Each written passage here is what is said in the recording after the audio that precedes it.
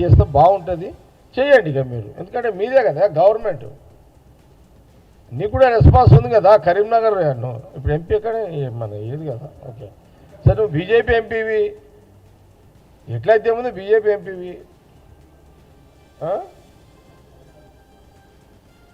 అది finance minister ఉన్నప్పుడు అక్కడి నుంచే ఉంటాయి. కాబట్టి బెటర్ ఏంటంటే ఇప్పుడు మీ బీజేపీ కీ ఎంపీవి కాబట్టి మీరు బెటర్ ఇది ఈ కోఆర్డినేషన్ చేయండి. ఇప్పుడు ముఖ్యమంత్రి గారు రెడీ ఉన్నారు, మా మినిస్టర్ గారు రెడీ ఉన్నారు, వాళ్ళని రెడీ చేయండి. అక్కడ కేసీఆర్ గారు హరీష్ రావు రెడీ చేయండి. మీరు ఎట్లా ఫోన్లలో మాట్లాడుకుంటారు కదా, రెడీ చేసి ఢిల్లీకి లెటర్ రాసేసేయండి. అది కూడా ఒక సొల్యూషన్ దొరుకుతుంది. ఇక ఈ టీవీలలో ముందు మాట్లాడు బంద్ చేసేయండి. ఇక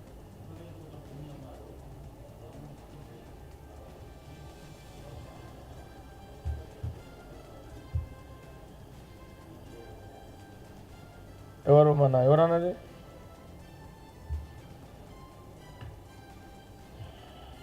ఇప్పుడు ఫస్ట్ మీరు రాష్ట్రాన్ని అప్లపాలు చేసింది మీరు.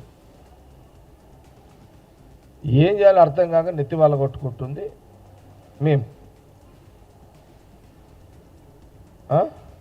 అయ్యా అప్పులు చేసే కొడుకు నెత్తి వాళ్ళ కొట్టుకున్నట్టుంది ఇలా కథ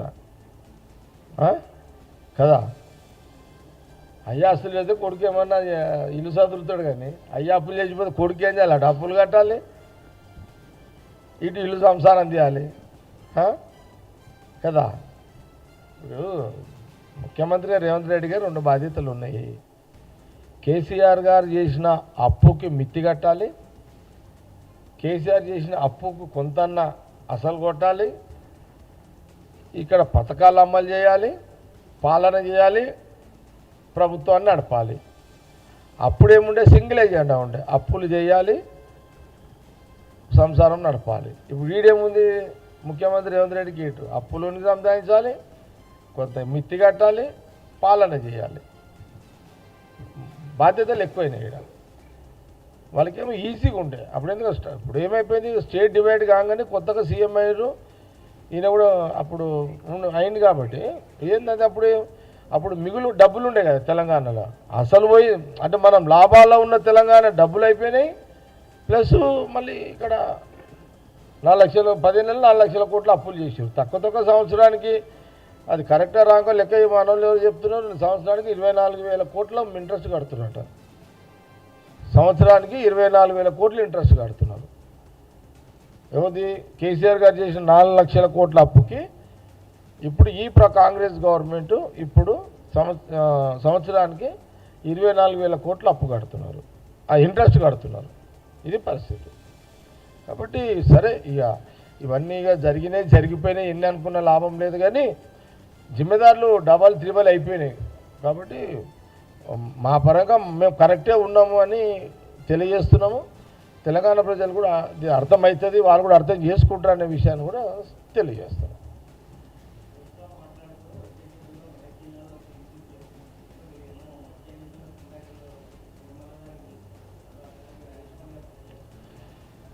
మళ్ళీ చెప్తున్నా, ఉమ్మడి జిల్లాలో, ఉమ్మడి రాష్ట్రంలో, ఉమ్మడి జిల్లాలో 10 సంవత్సరాలు 8 సీట్లు కాంగ్రెస్కు ఉండే. రాష్ట్ర విభజన తర్వాత వాళ్ళు 8 అయ్యారు, మేము 2 అయినాం. కాంగ్రెస్ 2 అయింది, వాళ్ళు 8 అయ్యారు. మొన్న తుకుడాలు అయిపోయింది ఉమ్మడి జిల్లా. మళ్ళీ చెప్తున్నాను, ఉమ్మడి జిల్లాలో 10 సీట్లలో సంగారెడ్డి కన్ఫామ్ గెలుస్తున్నది, మా ప్రజలు గెలిపిస్తారు.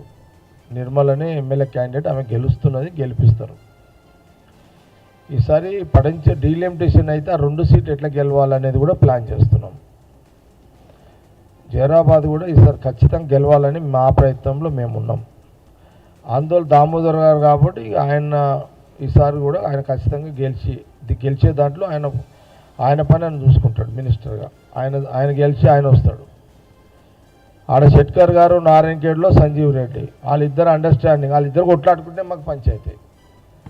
వాళ్ళిద్దరు కొట్లాడుకుంటేనే సీటు పోతుంది. ఆడ ఇద్దరు కలిసి ఉంటే ఆ సీట్ని ఎవరైనా హరీష్ రావు కాదు కదా, కేసీఆర్ గారు పోయినా ఏం కాదు.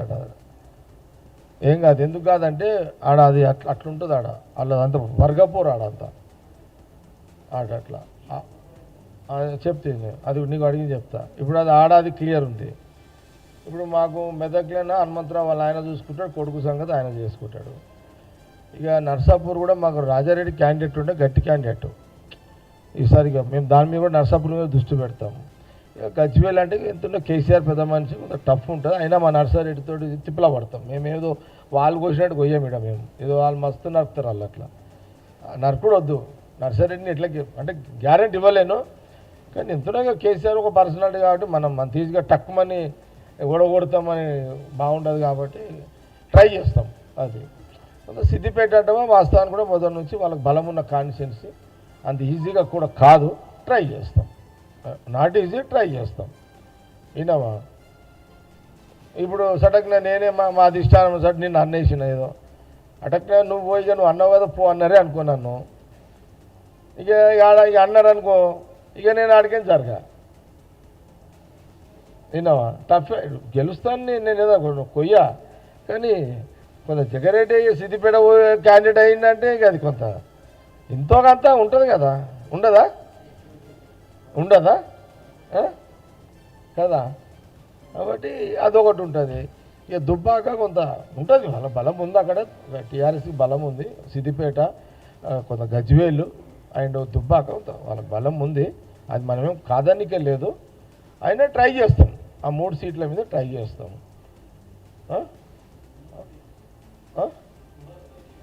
తొంగతుది స్కూటీ నడుస్తున్నది. ఇంకా స్కూటీని ఎమ్మెల్యే గారు వచ్చారు కదా, అందరు నిన్న అయిపోయింది కానీ ఇప్పుడు నడుస్తున్నది.